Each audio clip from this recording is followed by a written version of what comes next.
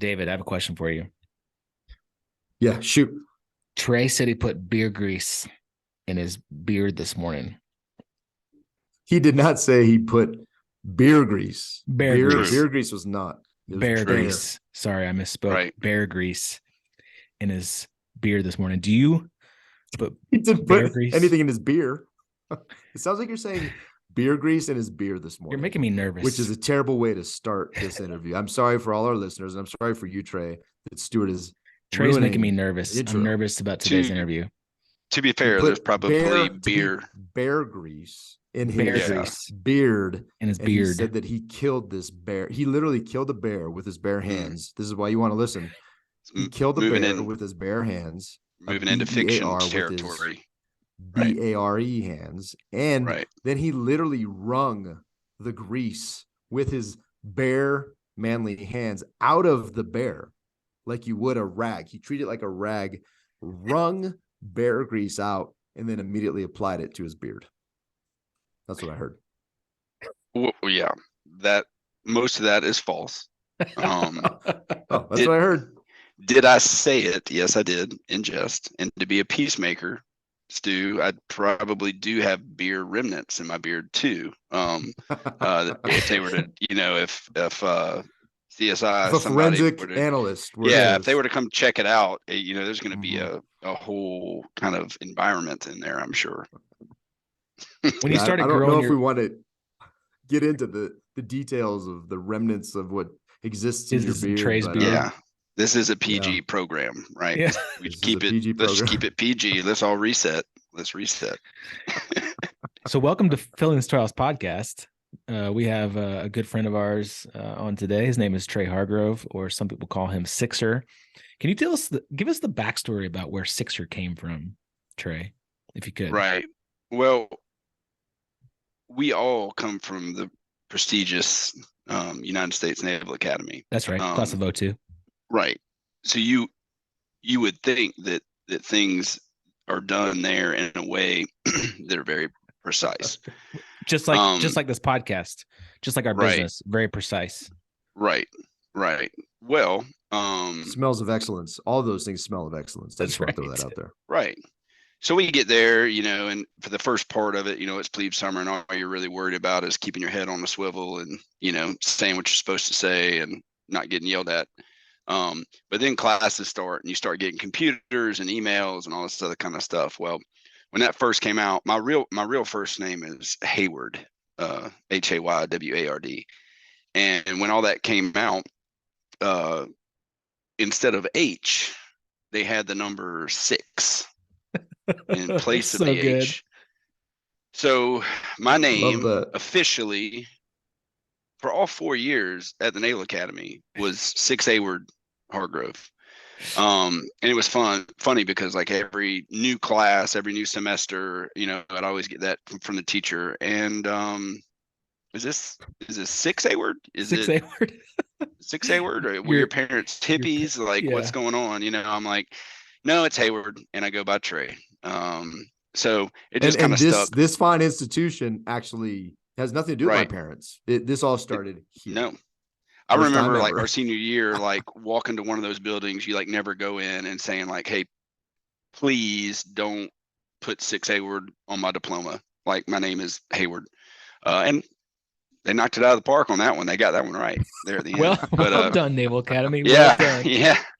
So anyway, that's, all my buddies, all my baseball buddies, it kind of started there, 6 Hayward, and still to this day, I mean, I have buddies now in Louisiana that one of my Navy buddies has met them, and that person has called me Sixer. So now people down here who have zero affiliation with the Navy call me Sixer. That's awesome, dude. Yeah. That is so awesome, dude. I love that. Awesome. It's funny. I did not know that story. I had no context, but I do remember calling you 6 Hayward. I never went to the 6 because I was more formal.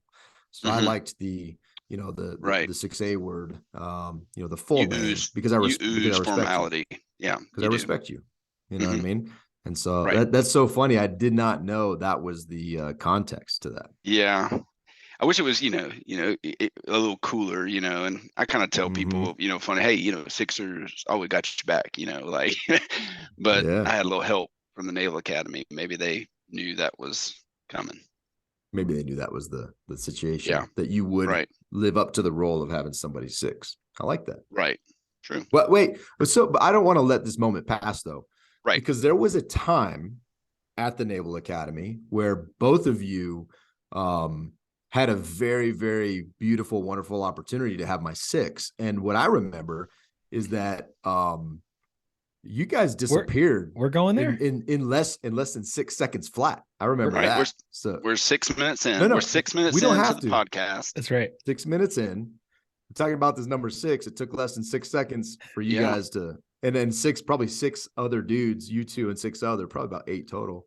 Well, I'll tell you the truth of what happened is, like, I went to Stu and I was like, Stu, we got to come clean. We got to go stand restriction with our brothers. And Stu threatened me. He backed me into a corner and he said, if you open your mouth, I'm taking you downtown. And, I was scared. I'm going to close it for you. I was scared. So I kind of, from that point, I kind of backed away. I mean, that's how I remember it. I don't quite remember it that way. Yeah, it's being funny. That's good. Well, Stu does have that. He does have that presence. There's been times when I didn't want to, submit some tax paperwork or potentially sign some things for the business, and he literally hemmed me up in the corner and was like, "Look, that's right, dude, I will shut your mouth permanently." Mm-hmm. And I was like, "Dang, dude, I just have to sign a piece of paper, right, or hit send on an email. Like, this is where we're at." And he was like, "Do it." Yeah. Okay. Fierce. Roger that. Fierce. Like a Wolverine. Fierce. That's right. Yeah. All right. Now that we're done messing around, we can hit the record button and talk some serious talk now. You guys ready? Okay. David, Trey and I talked beforehand. He gave me a call. We have a plan in place for what this podcast is all going to be about. You just sit back and relax. You're along for the ride. Just go with the flow. Don't worry about it. We got it handled. Is that cool? Yeah, here's the thing. I actually feel relieved that I didn't actually have to write every single question that you're going to say out this time. So you actually prepared beforehand. So I actually I prepared 0. Feel very grateful. I'm full of gratitude to you, Trey, that I did not have to. It's like a puppet. This podcast is like a puppet, and I gotta stick my hand and move his mouth. If anything good's going to come out. So I'm glad that you guys prepared. Thank you. I understand. And we all know each other well enough to where, we're not going to run out of things to talk about. So I'm not worried about that. I'm worried when the hour comes up that we may not have started talking about anything we have that we really nothing wanted to right. Yeah, your listeners are going to be like, thanks for that. I wish I had that hour back. Well, Trey, dude, for our listeners, let's get into it a little bit, man. Tell us a little bit about just besides, your name 6A word. Give us a little bit of background about who you are and what you're doing now. Yeah, well, I come from North Carolina originally. My family lives there. My dad, my mom, and my older sister still live there. So I have 2 sisters, one in North Carolina, one in Baton Rouge. Graduated high school there, went to the Naval Academy with you guys. We actually were in sister companies, right? So on day one, when everyone busted out of the rooms and started yelling at us, we were all in the same hall together, right? So that was awesome. Yeah, played baseball at school with Stu and a bunch of other really good friends. Knew Dave from the beginning. We did some of our summer tours and stuff like that together. Had fun with that. Quickly, flight school out of that. Selected helos out of flight school. Did 12 years active duty. Stayed in the reserves after that. In that process, found my career with State Farm. I'm a State Farm agent, so I live in Lafayette, Louisiana now, and I'm married to the love of my life. It's Christine Hargrove, and have 3 awesome kids: Hank 9, August 6, and Shepherd 4. And I have a dog. That's it. That's it? Yeah. What'd I miss? Well, let's talk. A lot of our listeners on this podcast are military. A lot of veterans. Right. A big topic of discussion on our podcast is transition, because honestly, it's hard. Right. And we've had our own challenges. There's others that have had different challenges, but I think there are all stages where we don't get it right. And you and I, you're a part of the Storehouse Mastermind. There's a lot of deep discussions in those kind of close quarter conversations. We get vulnerable, and you and I were talking ahead of time. We didn't include David in that conversation because he would have just derailed it. Right. But I'm curious about how you had planned on that transition from not only active duty to the reserves, but just moving into the civilian world, and what that really looked like, and what you got right, and then more so what you got wrong. So I'd like to dive into that a little bit, if you don't mind. Yeah, and let me think of a good place to start. It probably started with kind of this decision, like what I knew in my heart, as far as like I was ready to move on and to get out. And my wife and I, made that decision together, and the decision was, to move back, closer to home. Loved my time in the military, loved the servicemen and women that I served with, did a lot of things in the military that I was really proud of, but it was more of a gut instinct that it was kind of time for me to move on. The first mistake that I made was like just trying to, all right, here are my qualifications. Let me go to job boards and headhunters and just, where can I find a job that will work? And there wasn't, I was spinning my wheels with that.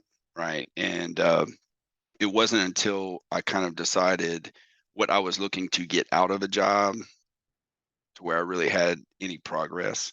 I wanted to own my own business. I wanted to be, a business owner.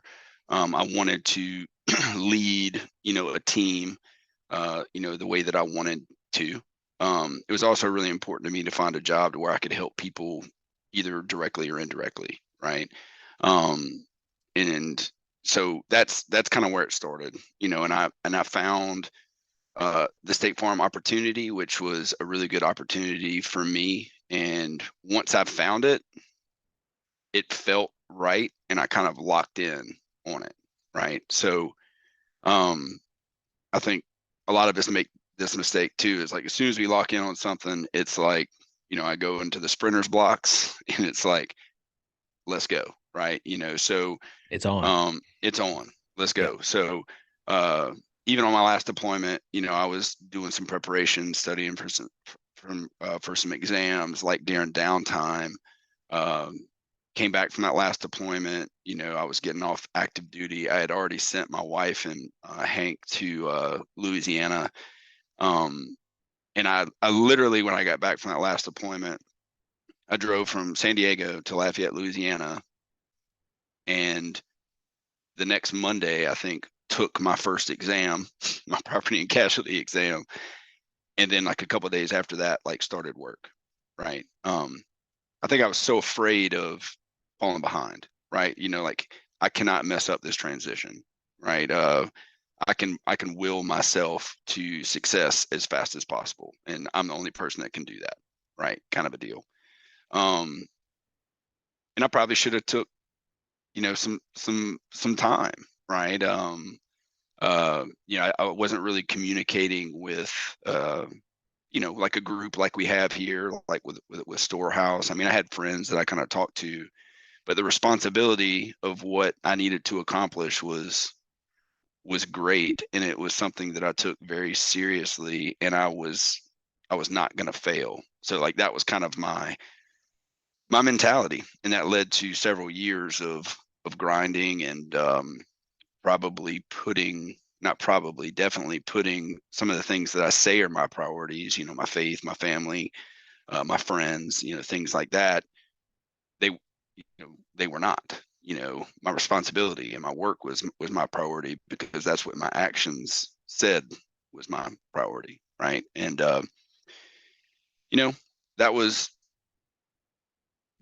what I did. If I could do it over, I would do it differently. I think I needed some time to process transitioning out of the military a little bit more. Using some of those resources would have been very beneficial for me. I think everybody, no matter how long you've been in the military, when you get out, you need help unpacking that. You need help unpacking your bag a little bit, right? And I just kind of put my bag in a corner and picked up another bag, right? So that's probably a pretty good start to my transition. Yeah, I love how you said that. I put my bag in a corner and just picked up another bag, because something that we talk about quite a bit is really taking the time to transition, right? Given the time that is that it deserves and that it's due, and what that looks like. And that leaves my question. I'm kind of curious what that process looked like, because what I hear you saying is that you actually spent some time to identify the things that you wanted to do, that you wanted to step into, the things that were important, like serving others. And I'm curious. I had a conversation with a young officer the other day that's moving out here. And I said, hey, man, I want to be a resource for you. You don't know me. I don't know you. Someone else connected us. And I said, but what I would highly encourage you to do, unsolicited advice, is take a little time for you and ask yourself these types of questions. What do I want to do? And ultimately, even if when you transition out here, if it's just make money, just name it, right? Just name it, because that at least gives you a better starting point than just kind of jumping into something and then not even having any direction. So all that being said, I'm curious, with the context of that conversation fresh in my mind, I'm curious what you, like, no kidding, what did you do to get to that point, to get to the point where, well, I want to serve others. I want to do this, because you took a lot of action. And so I don't want to minimize the good that you did in your transition. Yeah, you might have put that bag aside, but you did a lot of things. You were studying for something very specific. You took tests as soon as you got back for something very specific. And that is the thing that you're continuing to do today. Most of us study lots of things, do lots of tests, and end up not doing anything with any of those things. Right. And I think that's time and capacity wasted. So help me understand what someone can do practically to, no kidding, become a little more self-aware and at least move in the right direction for where they want to be in the future. Right. Well, I think for me specifically, I looked at that specific time, or that window of time of, okay, here I have an opportunity, really almost for the first time in my life, to really make my own decision, right? To really be free and clear to make my own decision. Yes, I had made other decisions in the past, but you graduate high school, you go to the Naval Academy, you get orders,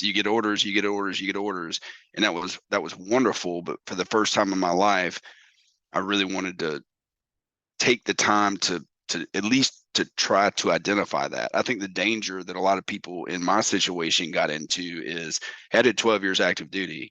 So by getting out at that time, right, I take away a lot of security. I take away, the paycheck, the possible pension, all that other kind of stuff. And I think what a lot of people do, and I was even tempted to kind of do this, was you leave one type of security and you seek out another type of security, right? And do you have the courage in that time in between that to bet on yourself and to say, like, no, I am going to go kind of create something, right? So I knew I wanted that. I knew I didn't want to leave a government type job and go into another type of job that was similar. Like, I needed a little bit more room. I needed a little bit more freedom there for that. Well, and you make a really good point. I'm reading this book called Hero on a Mission right now by a guy named Donald Miller, and it's a really interesting. He refers to Man's Search for Meaning by Viktor Frankl quite a bit, and a hero is someone that finds meaning in their life, and there can be different stages of meaning. There are different journeys that we're all on, and when one journey ends, you have to start another journey. Mm-hmm. If you don't start that journey, you're going to go into what he calls an existential vacuum. And that's where I think the danger is that a lot of these military veteran guys get into. We've been on this journey in the military, and like you said, most of the decisions are made for you, right? You show up to college, you get orders, they tell you where to go, you show up to a command, you have your friends kind of handed to you, like, right, here's your squad mates, here's your squadron, right, here's your social events, here's your calendar, here's your meetings, here's your deployments, live in this location, right? All this stuff is handed to you, but you do have a mission, right? You have a mission to serve our country, mm-hmm. and you're doing it together with other people, and there's going to be challenges. And those are all factors in having a mission and being on a journey and having meaning. When that ends, if you haven't thought about what you're doing next, that's a problem. Right. And I think a lot of people get into that. If you don't have what you've kind of thought through and stated, and like, I want to serve people, I want to be on a team, I want to be my own businessman, like I want to own my own company, like all these things, like you did that, and now you're on a new journey. So you went from old journey of military mission to new journey of being, owning your own business, and you're finding meaning in that. You're serving and you're leading and you're helping people. And that's awesome. But again, I don't think a lot of people do that. I don't think people take the time to sit down and really realize that you have to start a new mission. Yeah. And I think practical advice too, and kind of tying back into David's last question too, is it's okay to start the conversation early, right? Totally. It's okay. It's okay. Like that whole process with my wife and I lasted over a year. Right. Yeah. And it started with, a hypothetical, because I think a lot of things are left unsaid. It's like, hey, if I bring it up, like, is my wife going to start to worry? Okay, what are we going to do for money? Like, where are we going to go? Where are we going to move? Like, it doesn't have to be negative. It could start with, well, and then you finally get to the point where it's like, well, what do you really want? And what do we really want? And I don't think you can go wrong whatever decision you make. And my wife really helped me with this. Like, we communicated really good with it, but I don't think you can go wrong with whatever decision that you make if you're making that decision, for someone that you love, or your family, right? I just believe that if you make those type of decisions, you're always going to fall on your feet, and you're always going to have the best chance for success if you're making those types of decisions. Yeah, that's awesome, Trey. And I think, what's interesting is there's a level of self-awareness also that you apply to make those types of decisions, right? I was talking to my wife this morning about she's running something similar to what we're doing in the Storehouse Mastermind, but she's doing a women's focused one, and it's a different timelines, but similar, very similar. And one of the conclusions that we came to as we were discussing this morning is it's just what's most impactful to a lot of these conversations is not that her as a coach doesn't have the answers for any woman, right? She can't tell them what their purpose is or why they're going to do, why they should do what they should do. But you can ask hard questions, and to those women's credit, and to the men in the mastermind's credit, they show up and they're willing to ask and answer these deep questions for themselves to get to the place where the answer is something that is right. And what I've seen, and kind of what you guys are also talking about, I'm just going to be completely real. What I have seen a lot of transitioning military members, and these are senior military officers, right? That have been very successful in their careers. And it's like a deer in the headlights look. And it's not even military transition. We are this could be anything. We are always in a constant state of transition. We should be if we're growing, right? Unless you're completely content in one place, which is fine, but you should then that capacity should be growing somewhere else, I think. And so, it's ultimately just asking these and answering these questions and being secure enough, even in your relationship, to be like, hey, wife, husband, I don't know. That's a great place to start. And then you could take action from it, right? I was talking to a young guy yesterday. This kid, 20, I say kid, he's a grown man, 25 years old, a professional, and he's just driving and he has this vision. He's about to get married.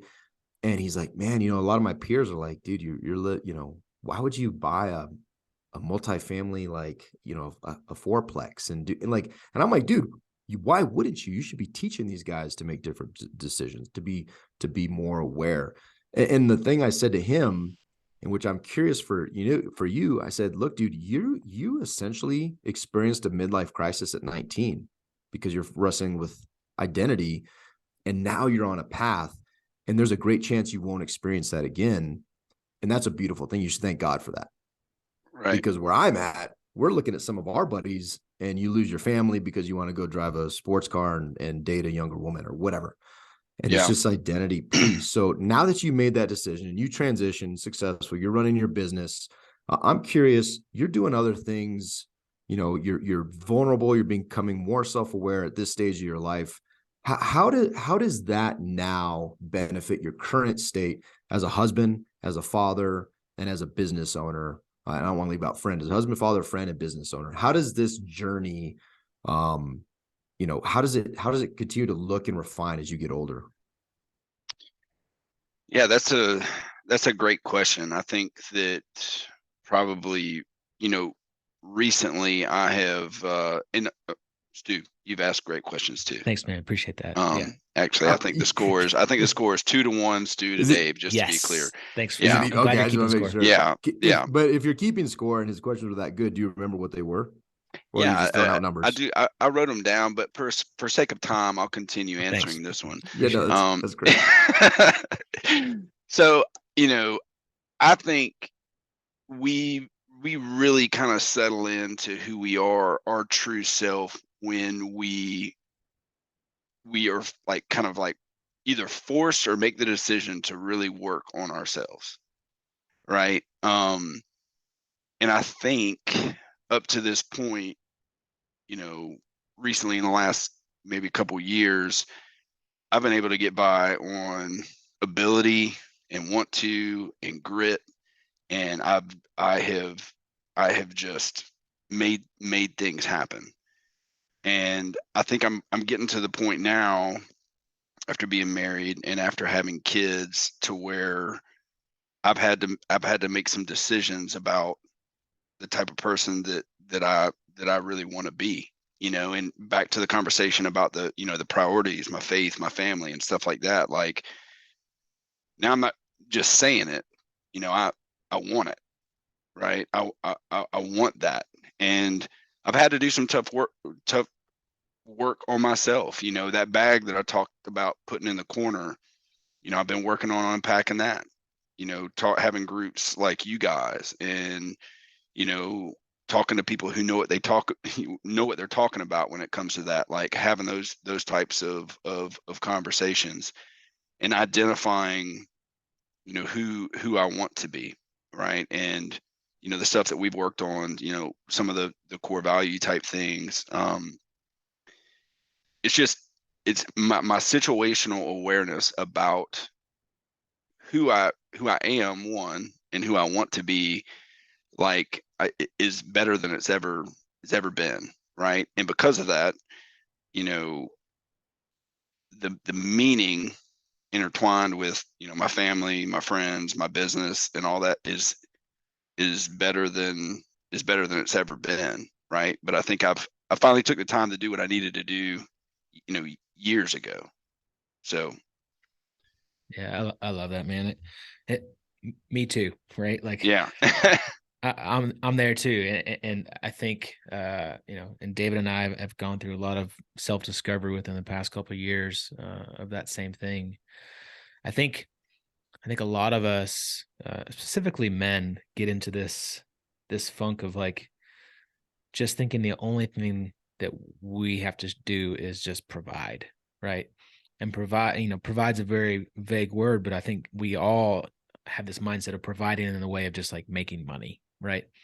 Providing roof over our family's heads, providing meals, providing, all that kind of stuff. And it all comes down to just job and building wealth. And I think one of the things that we tend to lose focus on is providing time. At least it was for me. I got into this stage of just build, grow, create, more wealth, more income, more properties, more business, more. And if you keep on doing that, you're going to wake up at age 60 and, you have all this stuff, but nobody to share it with, right? Your kids are gone. They're older. They're gone. Your wife and you have no relationship anymore. And I'm curious, like, for you, what was that? Was there like a moment? Was there kind of a light bulb? Was there a aha? Was there something that said, oh man, I say that these are all my priorities, but my actions aren't revealing that? And what was it for you that kind of, hit you in the side of the face and be, dude, wake up? Well, I think one of the things that helped me most kind of directly was maybe some of the calls that we've had, and talking about, in realizing that, hey, I'm not any different, than anyone else. These are all things that people are struggling with, and then kind of take an inventory of, where I am, and to your point about, the business and that responsibility, and I need to continue to improve on this. And I know I could do that better, or maybe if I just come in a little early and stay a little late, next month's numbers will be a little bit better, like, and then backing that up to, hey, I need to spend some time working on myself. I need to have that, that time to where I work on myself. And then once I do that, I need to start implementing those changes, and they don't have to be monumental, right? But just small changes that are going to have that lasting effect. People are, we all are, we're so naive. It's like, I'm going to go get in shape. Let's go. I'm going to go work out for 3 hours.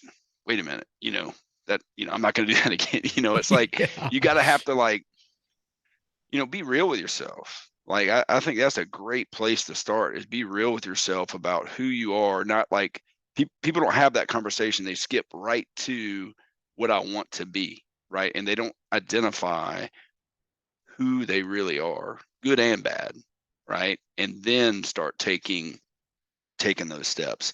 The stuff that I'd close myself off to. I mean, like, Stu, like, we've known each other for forever. Yeah. We were immediate friends, at school, played ball together, all that stuff. Dave, you too. I mean, y'all were right down the hall from me. Like, y'all are the type of people that I needed to be touching base with, like, monthly. Yeah. And then I got to a point in my life where we didn't talk for like 5 years. Yeah. Like, what the heck, and so, do you think that's unusual, or do you think that's the norm? I think it's the norm. I do. I mean, you have like your small group of friends, like, that you touch base with, but I know that I wasn't the only one doing that, because I know you were doing that, and I know other guys too. It's like, all right, here I am. They finally let me out of the fish tank. Now I gotta find safety. I gotta find food. I gotta find, protection, like all this stuff, and you just go in this hole. I mean, I wasn't communicating. I wasn't talking to my friends. I have friends, and I was doing things, but someone like you guys, like, how does that go away? I mean, the only reason that goes away is because we've made something else a priority, and we're panicking because, we think that we have to put 100% of what we have into that, or else all it's all going to come crumbling down. Right. So for me, a lot of it was faith, i.e. not having faith, right? I.e. thinking that it all had to be on me. Right. Like whatever we eat, I kill, and having zero faith in our God above to provide. Right. Because there was a stage where I was just like you, man, hustle, grind, get to work early, stay late. It's all on me, right? And man, it's a bad place to be. Guys looking down on it, just laughing at us. He's just like, dude, come on, man. Like I got you. Yeah. To your point though, like that surrender moment, like God, just put me where you want me to be.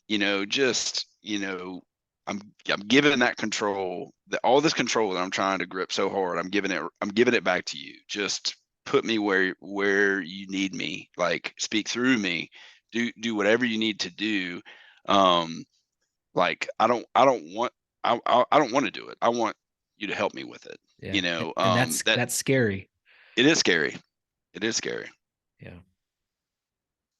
Yeah, but I think what's interesting is it gets less and less scary when we talk about from the context of faith, right? We all here, we love Jesus, and we have our faith is firmly rooted in our Christian beliefs. But even those that are non-believers, and some of those are in the group as well, I think there's an element when you finally surrender from the perspective of I'm not in this alone.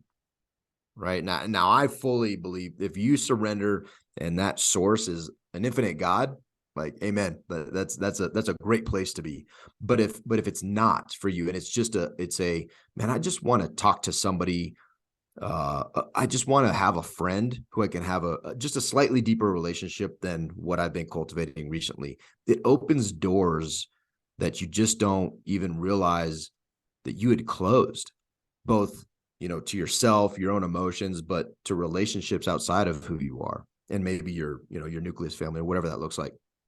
And it's so fascinating to me, that you say that, Trey, and some of the differences that are happening after decisions to plug into a group like the Mastermind, right? Or a community, really just a community, because I think more men need to take action here, because at the end of the day, it's, like I look at I kind of have a couple friend groups, and I'm looking where I'm spending my time. And one friend group is this blossoming deep, rich group of men that I've grown to love in the Mastermind. And it's because there's no talk about weather and gas prices and these things. We get into the deep issues of the root of who we are.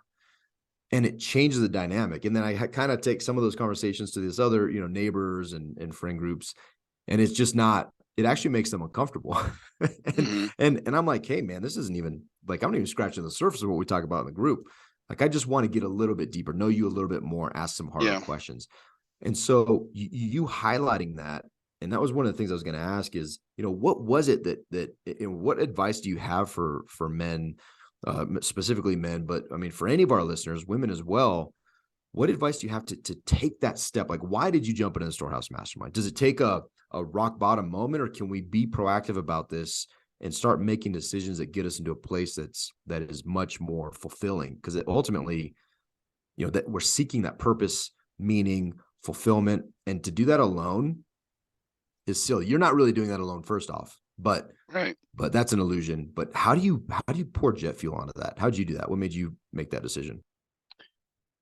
Well, we all have to start somewhere, and I don't think that, I started to know about it or to listen to it for like a specific reason. I think that I just saw something on, I don't know, Stu's page, Facebook or something like that. It was like, hey, we have this podcast. I'm driving to Memphis every month for drill. And I'm like, you know what? I'm going to start rocking these podcasts out to and from, drill. And I started to kind of get into it. I saw what you guys were trying to accomplish. And, my cup maybe at that moment that was, closer to empty started filling up a little bit. Right. And all right, this feels good. I want to have more of these conversations. I want to do this. And I think after a month or so of that, I just called Stu.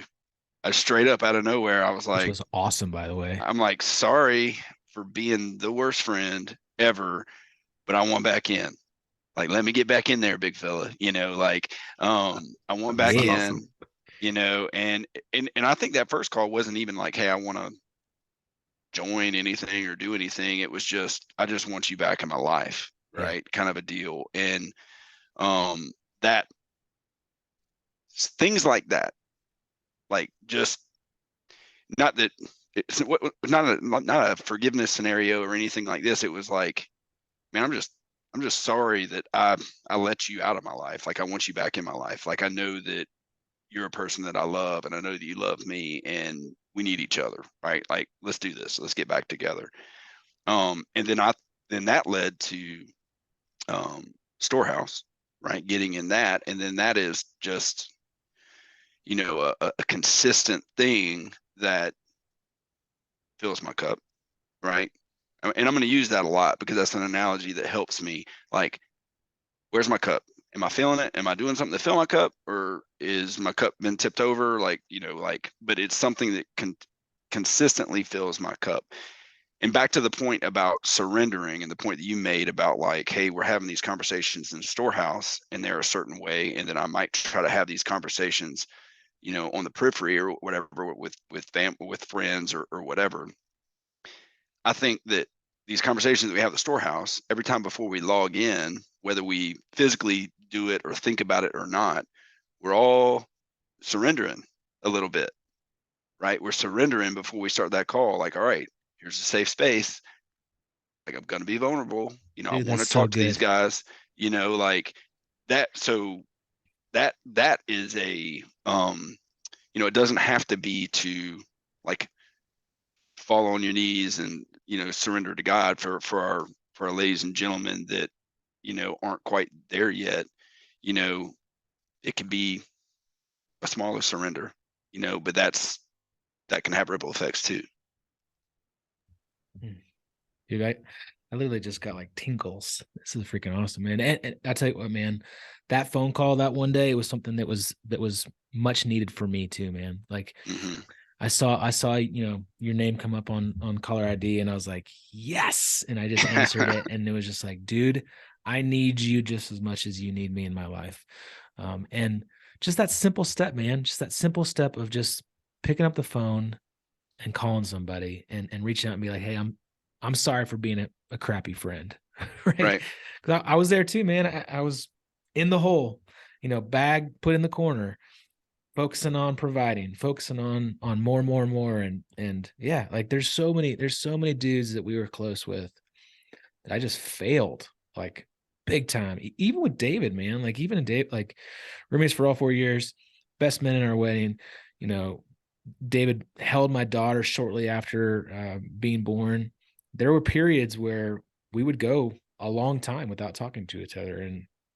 And I think that friendship, that closeness with other men is so important. And being in a place where you can get vulnerable and natural, right? And natural. Like I believe we were created to be together.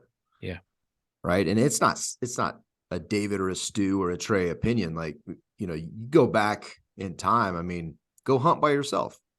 Leave your tribe and go hunt by yourself and see how long you last. See how successful you are. Mm-hmm. I mean, you're dead, right? You're dead. You hunt by yourself, or you try to, do this thing by yourself. And we're very unique in this modern.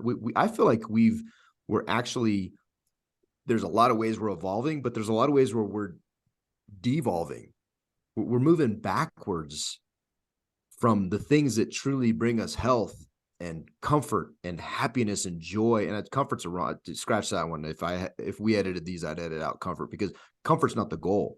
It's doing these challenging things together, playing, competing, the things we do at the retreats, Dude, I'm telling you, man, like these retreats are so powerful because we're getting back to a base of how I truly believe we were created. And it's just a natural feeling. And it's not that hard. How hard was it, Trey, for you to pick up your phone and find Stu's name, look for the S's, or on my phone, it's a speed dial number, and you just push it and see what happens. Like, it's not hard. And it's going to be a good conversation. Yeah. That if you call Stu after 5 years, you're going to have an amazing conversation. And chances are he's going to be freaking stoked. Like he said, to see, oh, Trey's calling me. That's awesome. There's certain guys I talk to all the time. When they call, I still get a hit. I'm like, man, so-and-so's calling me. This is awesome. Heck yeah, I'm going to answer this phone. And so I didn't mean to jump in there, but I just want to highlight it. It's not an unusual thing. It's getting back to where I believe we were created to be. Yeah. All great points, Goody. One thing that you can give him a point, Trey. That wasn't really a question, but it was really good comment. So we can give it tied 2-2 now. Is that tie ball game? Tie ball game. All right, yeah. Cool. Yep. One thing that I also wanted to kind of hit on that you were talking about is doing this inner work, doing this work for yourself. I was talking to Crystal, my wife, about this, and she's joining this women's group with the Erica's leading, and they were asking questions, and she didn't really know how to. She's like, what do I do? She says, like, she pours so much into her kids, and she said she pours so much into her family, but she doesn't really ever put any time for herself. Mm-hmm. And I remember, someone saying in one of our podcast interviews about, just the idea of in an airplane and the oxygen mask comes down. Who do you put the oxygen mask on first, right? Put it on yourself. And then you put it on your kids. And we started having this conversation. She's like, yeah, I wouldn't do that. I'd be like, nah, yeah, you would. Yeah. But in real, like in life, when we're focused on being parents and being a business owner and all this stuff up, we focus so much on serving others, and that's in our heart, that's in our nature. We're service minded, we're service oriented, we serve others. But at some point, we have to take a step back and be like, if I'm not serving myself, how can I be better and show up and fill that cup up to be the best version of myself so that I can pour into others then? Yeah. And so, the question is, what are you doing practically to show up for yourself, to do that inner work, to fill your cup to be the best version so that you can then go pour into others? I think it's a little bit more lengthy on the front end. I'll just kind of tell you kind of what helped me. I think the mistake that a lot of people make is they're like, all right, I need to do some work on myself. I'm going to start journaling tomorrow, and I'm going to journal for 20 minutes, and I'm going to, I got it. For me, I'm lucky to have, some good friends. And I got a suggestion from a good friend, and I'll get to that, but I think it should start this way. If you really want to change, if you really want to dig deep in and find who you are or what you want to be and work on yourself, it needs to start with some type of inspiration. Like, allow yourself to be inspired by something. Take the time to be inspired, right? That inspiration needs to lead to some type of motivation, right? And then that motivation needs to drive the decision on habits that you want to change. And then if you're able to do that, then things become routine, right? So I think that's a good step for everybody, rather than, because for me, when I was trying to figure all this out, it was like there was just too many things to juggle in the air. I didn't even know where to start, right? So I wanted to start with that's how I started it, getting inspired. And that's through, guys like you, that's through a certain movie, a certain song, a certain, podcast, whatever. Find that inspiration, turn it into motivation. But motivation's fleeting though. Like you can't be motivated 24/7. Use that motivation. That's when you need to put pen to paper and kind of like write some things down. So my kind of inspiration was, I had a buddy, I was getting ready to go on a trip, and and I was, stressed, and it was a good time for a trip. He's like, hey man, with all that time you're going to have, on the plane and out in the woods and all that other kind of stuff, he's like, you should play your movie back.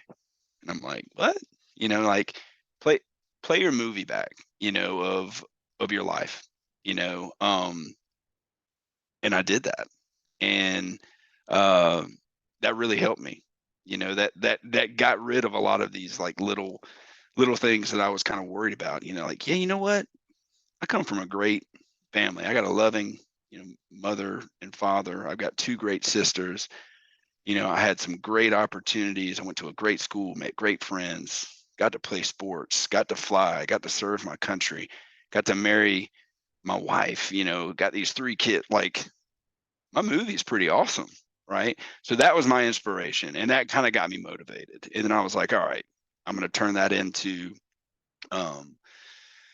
some actual changes and some habits and some things and decisions that I make, my calendar at work, my that self-reflection, like really taking time to, like, some of the stuff that we've talked about on like core values, like who am I, like how am I making my decisions every day. So that's kind of how it happened for me. I know that was really verbose and probably went a little bit down a rabbit hole there, dude, but so that's kind of how I went about it. Yeah, that was perfect. I think there's, I think there's some very, there's gold nuggets in all these podcasts that we do, and it never comes from us. It always comes from the guests. And I think what you just, just to reframe it slightly, is there's very practical things that we can do that could potentially change our lives forever. And so there, we can think, we can read, we can take all this information in, and we never do anything with it, right? That's why we love in the mastermind the kinetic part of being a kinetic man. It's taking action. And what you just said is very practical. Like just taking the time, take 10 minutes, ideally take an hour, but take, 5 minutes and just play part of the movie back, right?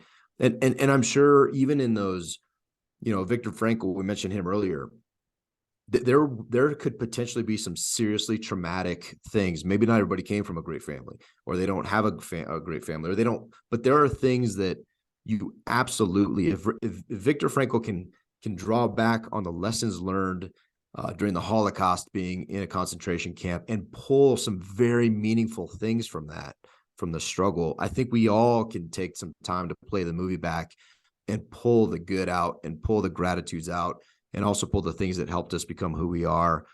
And then that drives us to a future of where we really want to be. So I love that. I've never heard that, play the movie back. I love that. And I'm going to take some time to do it myself. But there's also, let's make this very practical, right? There's been some challenges, and I'll just speak for myself through the mastermind, through this group who's challenged me. So I'm reaching out to find a therapist, right? To do some mental work. Cause you don't get in the gym and someone said it yesterday with meditation. You don't just say, I'm going to start meditating for an hour every day. No, man, you're going to fail. Like it's just like trying to get under the bench 400 pounds and expecting that that's going to, be something you can do. Well, these things are all practical things. So you can see someone, you can see a therapist, do some mental work, get some mindset stuff taken care of, figure out why you react the way you do. You can do 5 minutes of push-ups a day. There's these little things that you can incrementally do, and then they'll just grow, right? They will become habitual, automatic, and then you build on it. But you got to start somewhere. And I love there's probably no better starting point than a reflection and playing that movie back and doing something like that to force yourself into a place of growth and gratitude, right? Yeah. And a group like ours too, or small friend group, or people that you trust or whatever like that. If you just let those people in a little bit, that helps too. Like I was not able to sit down and create, the plan by myself. Right. And y'all are gonna laugh at me, but I have to do at least one of the things my dad says. But like post turtle, you ever heard of a post turtle? Yeah.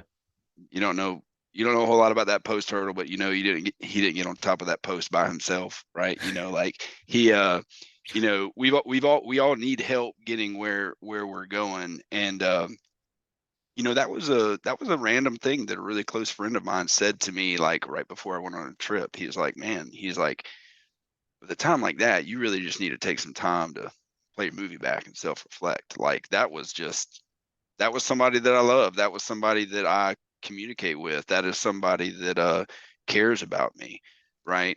If you can get to that point with some people in your life, you're going to have a better chance, of getting where you want to be.